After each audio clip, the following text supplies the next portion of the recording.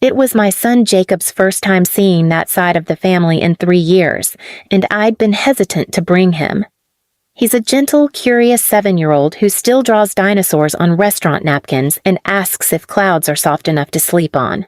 He has sensory issues. He doesn't like loud places, flashing lights, or people touching his hair.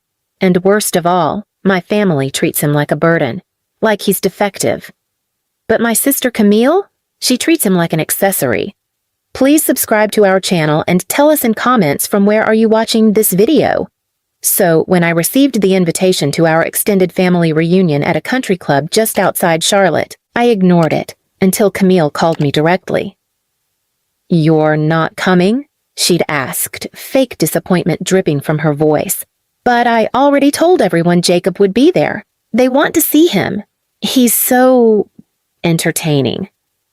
That was her word, not sweet or bright or handsome. Entertaining, like he was her circus act. I should have said no. But Jacob had overheard, and his face had lit up like I hadn't seen in weeks. "We get to go to a big party, Mommy, with cake?" So I said yes. The venue was posh, old money, white tablecloths, waiters with vests. Camille always picked places that screamed status. Her husband had made partner at a firm, and suddenly she dressed like the Real Housewives and spoke like she'd invented the word etiquette. Jacob clung to me as we walked in. The hall was buzzing with relatives I barely remembered, cameras flashing, wine glasses clinking. Camille floated over like a politician. "There she is," she beamed, kissing the air next to my cheek. "And there's my little pet." I blinked. "Excuse me?" Jacob stepped behind me. Camille crouched and spoke to him like he was a dog. "You're Mommy's little tail, aren't you? Always underfoot." He didn't understand, but I did. I guided him to our table, except there was no seat for him. Just 11 chairs for 12 names. Jacob's name wasn't on a card. I turned to Camille. "Where is Jacob supposed to sit?" She gave a smug shrug. "Oh no, must have been a printing error. But it's fine. Kids wiggle too much at the table anyway. He can sit next to the dessert cart. Keeps him close to the fun." Next to the dessert cart meant the floor. "I'm not making my son sit on the ground," I said sharply. Camille rolled her eyes and said to the surrounding guests, "Oh, come on. It's not like he minds. He probably eats off the floor at home, too." People laughed. My father chuckled, sipping his scotch. "If he's gonna act like a mutt, let him sit like one." My face burned. I pulled a chair from the buffet table and wedged it next to mine, ignoring their stares. Dinner was served. Jacob quietly played with his spoon, overwhelmed but calm, until Camille stood and clinked her glass. Before dessert, I'd love to show everyone my surprise. 2 waiters came in carrying a large custom cake shaped like a bone. Yes, a dog bone. And sitting beside it was a silver food bowl with Jacob etched on it. "I thought," she smiled, "since he's our little pup, he should have a pup treat." I froze. Jacob looked up at me confused. "Mommy, did I do something bad?"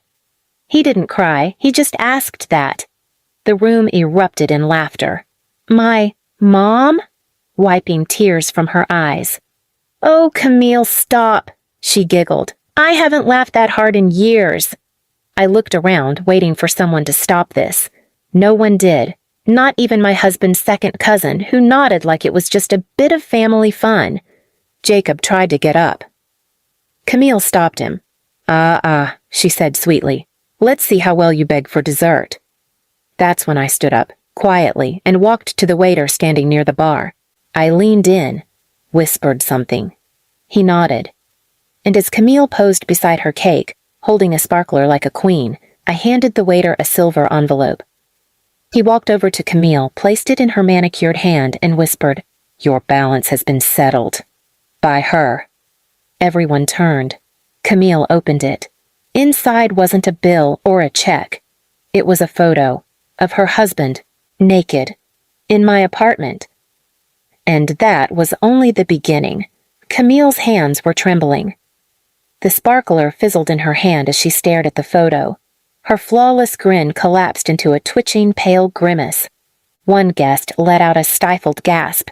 Her husband, Travis, who had been schmoozing near the open bar with some finance bro cousins, turned at the sound and froze when he saw the envelope. She dropped the picture. It landed face up on the cream-colored tablecloth. And even from across the room, I could see her panic. "That's fake," Camille hissed. "Photoshopped. Right, Travis?" But Travis didn't speak. He just rubbed his temples and looked down. "Travis," she barked. Jacob tugged my arm. "Mommy, why is Auntie yelling?" I bent down to him and whispered, "Because people who act mean don't like it when others see their truth." The room was shifting, conversations hushed, phones came out. My mother walked over, her face tight with forced calm. "What did you do?" she spat quietly. "Why are you trying to ruin her birthday?" I blinked. Her birthday?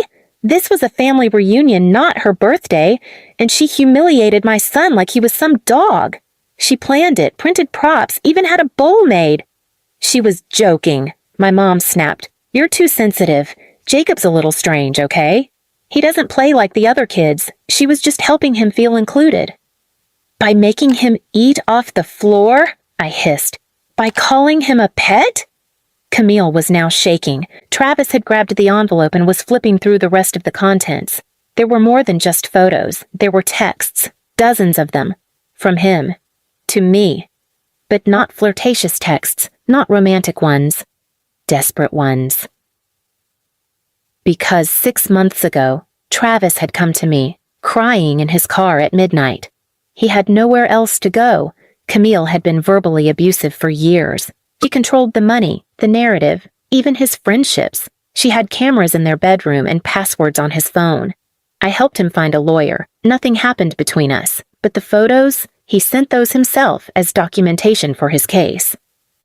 I just hadn't expected to use them. But after what Camille did to Jacob, I didn't care. Camille turned to the guests, trying to salvage face. "This is a setup. She's been jealous of me since we were kids. She's always been the boring one, the single mom with the weird kid and the crappy job." Someone near the back muttered, "You made a child eat off the floor." Camille's mouth opened and closed. "Let's go, Jacob," I said gently. But before I could leave, Camille stormed up to me, tears streaming down her face, mascara trailing like war paint. "You ruined me!" I didn't flinch. I took out my phone, hit play. It was audio, her voice. From just 3 weeks ago. "You know what your son is?" She'd whispered during a visit when Jacob wasn't around. "A parasite. He sucks the life out of you. That's why no man stays. That's why you'll die alone." The audio ended. People were now stepping away from her like she was radioactive. The same guests who'd laughed earlier? Silent. I leaned closer. "You call my son a parasite again, and next time it won't be a photo. It'll be a courtroom." Camille slapped me. Right across the face. The room gasped. I turned back to Jacob. He was crying now, not from the slap, but from the chaos. That's when the waiter stepped between us.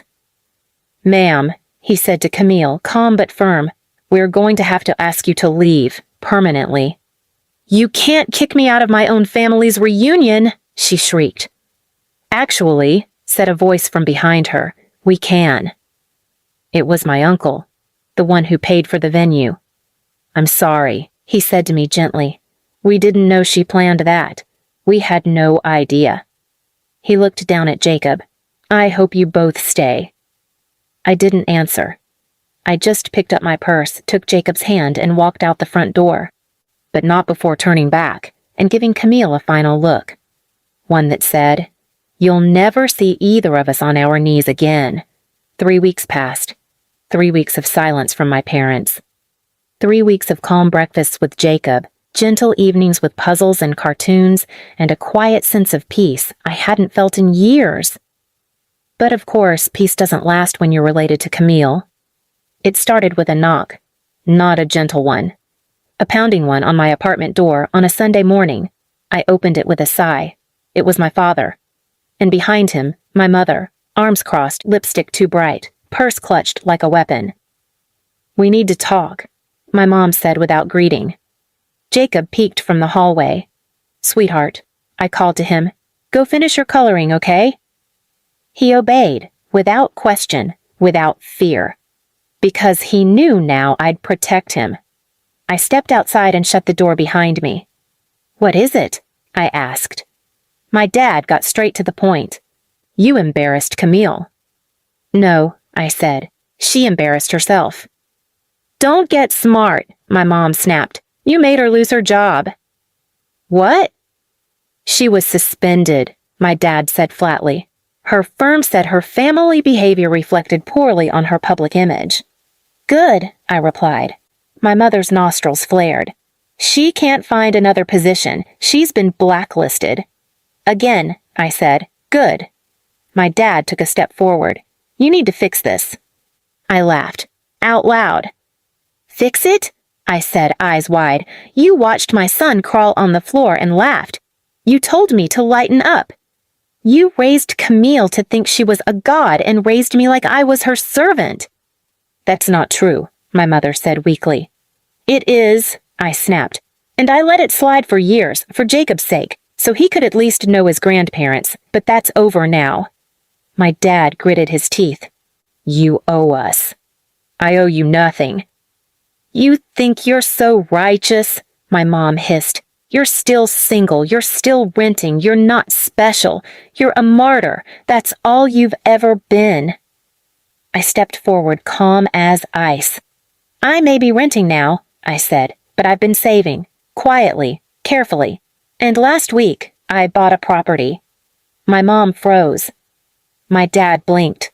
"You what?" I reached into my coat and pulled out a thin envelope. "Remember the building Camille wanted? The high-rise apartment she was eyeing for her comeback?" They nodded slowly. "I bought it."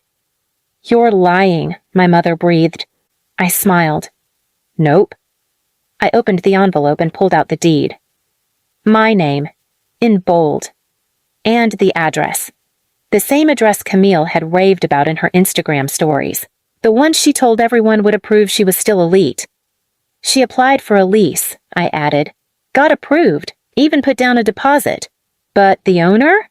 I tapped my chest. Me. My mother took a step back. "She's been crying for days," my dad said, stunned. "She'll cry more," I said softly, "because when she gets the letter tomorrow, it'll say she's been denied residence due to moral incompatibility with the building's values." I even included a copy of the video from the reunion, just to be thorough. "You're cruel," my mother whispered. "No," I said, "you are. I just finally stopped pretending it didn't hurt." They left without another word. A week later, Camille posted a crying selfie online claiming she was bullied out of her dream home. I didn't respond. I didn't comment. I didn't need to. Because the people who'd watched her humiliate my son, they remembered. And the people who mattered stayed quiet and respectful. 2 months passed. One evening, as Jacob sat beside me drawing, he looked up and asked, "Mommy, am I still her pet?" I smiled, bent down and whispered, "No, baby, you're a lion." And he smiled back, like he believed it. Because now, he had a mother who acted like one. In a world that would never again make him crawl. Please subscribe to our channel and tell us in comments, from where are you watching?